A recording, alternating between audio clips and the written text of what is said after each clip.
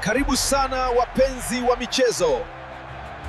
Meneja wa idara ya habari na mawasiliano wa Simba, Ahmed Ally, amesema mchakato wa kuunda benchi imara la ufundi unaendelea kwa umakini mkubwa na kufikia Disemba 28, kocha mpya atakuwa ameshapatikana rasmi.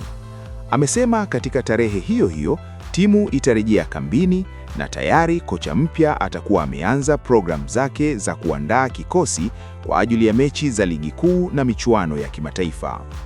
Kwa mujibu wa Ahmed, makocha kutoka mataifa mbalimbali wametuma maombi ya kujiunga na Simba, lakini uongozi unaendelea kuchambua majina ya waliolengwa, wakiwamo wale walio na mikataba katika klabu nyingine.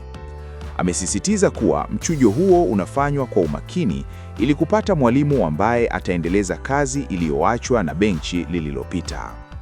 Amewatoa hofu mashabiki na kuwataka kupunguza presha kutokana na taarifa zinazozungumzwa mitandaoni, akiwataka kuwaamini viongozi wao ambao wapo kwa ajili ya kuhakikisha Simba inabaki imara na yenye ushindani.